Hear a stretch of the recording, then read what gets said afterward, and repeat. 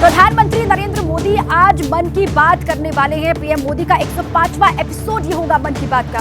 दूसरी खबर देखिए, प्रधानमंत्री 9 वंदे भारत एक्सप्रेस को हरी झंडी आज के दिन दिखाने वाले हैं। इसके अलावा ग्रेटर नोएडा में मोटो जीपी रेस का ग्रैंड फिनाले आज के दिन होने वाला है। इस पर भी लगातार नजर रहने वाली है।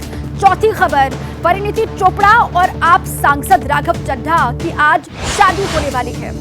और पांचवी बड़ी खबर यह है कि भारत और ऑस्ट्रेलिया के बीच में दूसरा वनडे मैच आज के दिन खेला जाएगा। क्या कुछ रहेगा, इन तमाम खबरों को लेकर इस पर हमारी नजर है। तो देखिए, पॉलिटिकल कैलेंडर के बारे में आपको बता दिया। अब आइए कुछ डिटेल में खबरों की बात करते हैं, जहां दिल्ली विश्वविद्यालय के छात्र संघ चुनाव से जुड़ी जो अपडेट है वो हम आपके सामने रखते हैं। देखिए, कड़ी टक्कर में एबीवीपी ने 3 सीट पर जीत दर्ज की है, जबकि 1 सीट एनएसयूआई के खाते में गई है। अध्यक्ष पद पर एबीवीपी के तुषार डेढ़ा, जबकि उपाध्यक्ष के पद पर अभी धैया ने जीत दर्ज की है। सचिव पद पर बात करें तो अपराजिता और उप सचिव पर बात करें तो सचिन बैंसला ने जीत दर्ज की है और दोनों ही एबीवीपी के नेता हैं।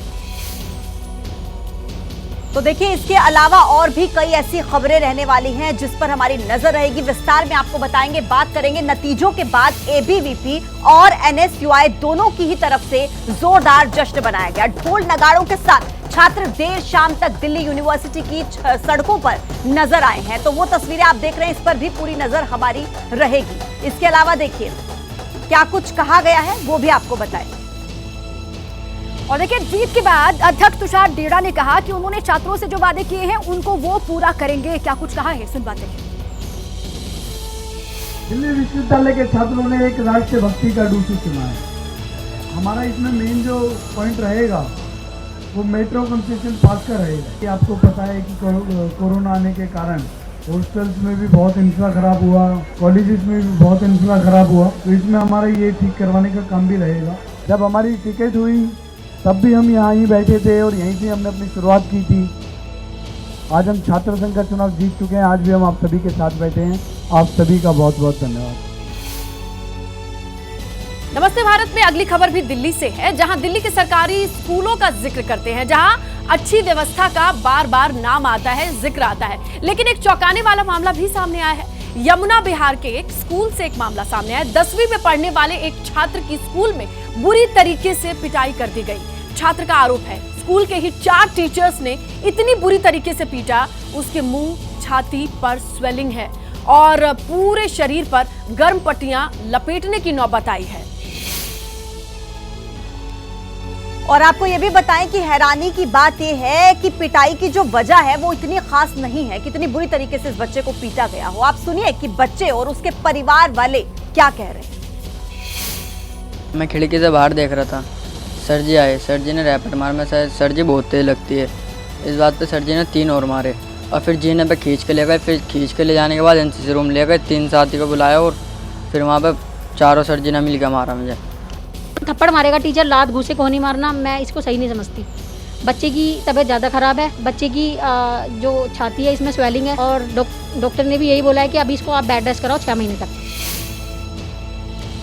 देखिए, आईपीसी में स्कूल में बच्चों के साथ अगर हिंसा होती है तो इसको लेकर प्रावधान है, और वो प्रावधान क्या है वो आपको हम बताने जा रहे हैं। देखिए, अगर किसी बच्चे के साथ टीचर गंभीर मारपीट करता है तो उसके खिलाफ आईपीसी की 323 धारा, 324 और 325 के तहत मामला दर्ज करा सकते हैं। और धारा 325 में दोषी को 7 साल कैद का प्रावधान है, इस सजा का प्रावधान है। अगर बच्चे पर जानलेवा हमला किया गया हो तो फिर धारा 307 में अधिकतम 10 साल या फिर उम्र कैद तक की सजा हो सकती है।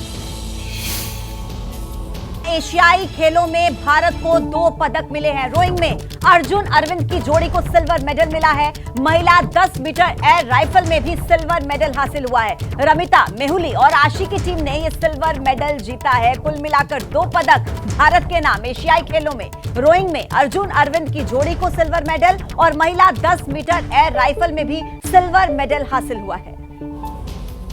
और चलिए आगे बढ़ेंगे, बात करेंगे कुदरत के बिगड़ते संतुलन की। देखिए, इंसान की आबादी जैसे जैसे बढ़ती जा रही है, कुदरत का बदलता हुआ रूप हमारे सामने आ रहा है। सवाल इसलिए है क्योंकि जिस तरीके से कुदरत कहर बरपा रही है, खासकर अगर आप बारिश का पैटर्न देखें इंडिया के कई राज्यों में, चाहे वो मध्य प्रदेश हो, गुजरात हो, राजस्थान हो, बदलते हुए स्वरूप ने हमें चिंता में डाला है और आने वाले वक्त के लिए हमें सोचना होगा, क्योंकि एक दिन पहले हुई नागपुर की बारिश ने व्यवस्थाओं की पोल खोली और इसके साथ कुदरत से डराने वाले संकेत दिए हैं।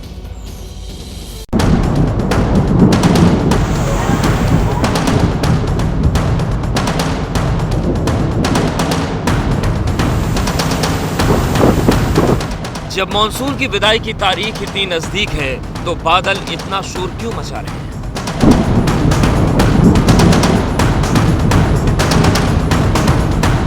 जिस सितंबर में बारिश थमने लगती थी तो कुदरत का इतना सितम क्यों? जुलाई में जल प्रलय और अगस्त में आफत की बारिश, लेकिन सितंबर में आसमानी सितम क्यों? बाजार और दुकानों पर सैलाब का कब्जा, सड़कें समंदर में तब्दील। जुलाई में जल प्रलय और अगस्त में आफत की बारिश तो हिंदुस्तान में आम थी, लेकिन सितंबर में आसमान सैलाब की तरह बरसे जिसकी उम्मीद किसी को नहीं थी। ये तस्वीर नागपुर की है, जहां बादल ऐसे बरसे कि हर तरफ पानी ही पानी दिखाई दिया। जाते सितंबर में इतनी बारिश न कभी देश ने देखी थी, न देखने की कल्पना की थी। इसीलिए ऐसी तस्वीरों ने सबको चौंका दिया। इंडियन आर्मी का जो गार्ड रेजिमेंट है उनकी टीम भी पहुंची हुई है और नावों से जिन गलियों में कभी कार और मोटरसाइकिलें चलती थी उन गलियों में आज नावें चल रही हैं और नावों से बचाव कार्य किया जा रहा है। नागपुर के कॉर्पोरेशन सोसाइटी में बारिश के बाद बाढ़ जैसे हालात हो गए। ऐसा लगा कि मानो सोसाइटी में कोई नदी बह रही हो।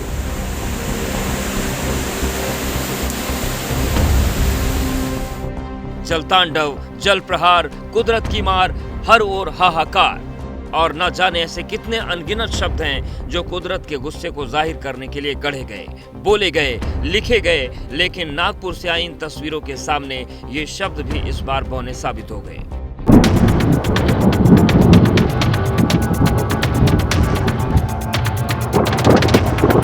नागपुर का एक वीडियो सामने आया जहां महिला अपने बच्चे के साथ पानी के तेज बहाव में फंसी हुई थी। एनडीआरएफ की टीम और पुलिस प्रशासन ने मिलकर लोगों को बचाया।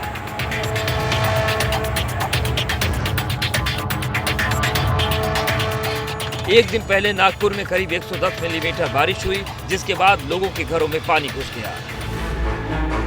जिसके बाद महाराष्ट्र के उप मुख्यमंत्री देवेंद्र फडणवीस ने मोर्चा संभाला और केंद्रीय मंत्री नितिन गडकरी के साथ अहम बैठक कर हालात का जायजा लिया और कितना नुकसान हुआ इसके बारे में जानकारी दी। बारिश के पानी से जो ग्राउंड फ्लोर है वो पूरा पानी के अंदर हम लोगों ने देखा। कई जगह पर उससे ऊपर भी पानी चला गया था। गाड़ियाँ पूरी पानी के नीचे बह रही थी। ऐसी परिस्थिति थी। जो हमारा मोरबोन का बस स्टॉप है वहाँ पर तो बसेस के ऊपर तक पानी पहुंचा था। सरकार ने बाढ़ से प्रभावित लोगों की मदद का भी ऐलान किया। नागपुर में जिन 10,000 घरों में पानी घुसने से नुकसान हुआ है, सरकार ने उन्हें 10,000 की मदद देने का ऐलान किया है। जिनकी दुकानों में ज्यादा नुकसान हुआ उन्हें 50,000 रुपए तक की मदद दी जाएगी, जबकि रेहड़ी और ठेले लगाने वालों को नुकसान पर 10,000 रुपए की सहायता दी जाएगी। महाराष्ट्र का नागपुर ही नहीं, कई दूसरे राज्यों में भी बारिश और सैलाब की वजह से नुकसान हुआ है। ये तस्वीर दिल्ली के दिलशाद गार्डन की है, जब बारिश की वजह से एक दीवार गिर गई, जिसकी वजह से कई गाड़ियों को नुकसान पहुंचा।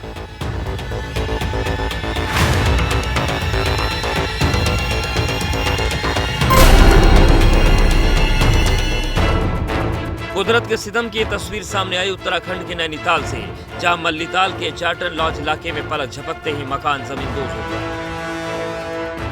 हादसे से और देखिए, डेंगू के मामले लगातार बढ़ रहे हैं और डेंगू से बचा कैसे जा सकता है ये बता रहे हैं डॉक्टर आशीष गुप्ता। हम मॉस्किटोज़ को पनपने ना दें। जहाँ पे पानी है इकट्ठा हो रहा है वो पानी इकट्ठा ना होने दें, उस पर मिट्टी डाल दें। मॉस्किटो नेट्स का इस्तेमाल किया जा सकता है। अगर छोटे बेबीज़ हैं जो मूव नहीं करते हैं, 6 महीने से कम का बेबी है जो बेड पे मूव नहीं करता, मॉस्किटो नेट्स का इस्तेमाल करें।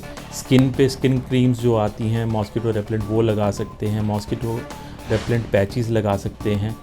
पार्क्स को अवॉइड करना चाहिए। पानी वाली जगहों को अवॉइड करना चाहिए ऐसे सीज़न में। स्पीड में भागती जिंदगी और स्ट्रेस बहुत कॉमन सी चीज है, लेकिन स्ट्रेस से, तनाव से दूर कैसे रहें, ये बता रहे हैं मनोचिकित्सक पंकज कुमार। बच्चे की सही पोटेंशियल को जाने, पोटेंशियल को पहचाने और अपनी ख्वाहिशों का बोझ बच्चों कंधे में ना रखें, नंबर 1। नंबर 2, बच्चों को भी जो अगर मन में कोई बात है तो अपने माता पिता से बिना डरे झिझके शेयर करें और बोलें। इसके अलावा कहीं परेशानी होती है तो फौरन टीचर से, अपने साथियों से और डॉक्टरों की सलाह से मदद लें। मोटापा आपके लिए जानलेवा साबित हो सकता है। ऐसे में मोटापे से कैसे बचें, इसको लेकर सही सलाह दे रहे हैं डाइटिशियन फारिह शान। अगर सही उम्र में सही टाइम पे इसको ट्रीट नहीं किया गया तो बिल्कुल ये जानलेवा हो सकती है। अपना लाइफस्टाइल ठीक रखें, अपना रूटीन ठीक रखें तो बिल्कुल हम इससे बच सकते हैं। जब तक आप टाइम पे सोएंगे नहीं, टाइम पे उठेंगे नहीं और एक्सरसाइज को, हेल्दी रूटीन को टाइम नहीं देंगे, आप चाहे हेल्दी भी खा लें तो वो बेकार है। हफ्ते में 7 दिन नहीं तो 5 दिन तो हमें अपने वर्कआउट को टाइम देना है। आधा घंटा से 40 मिनट्स दिन में ज़रूर अपनी बॉडी को, अपने आप को देंगे।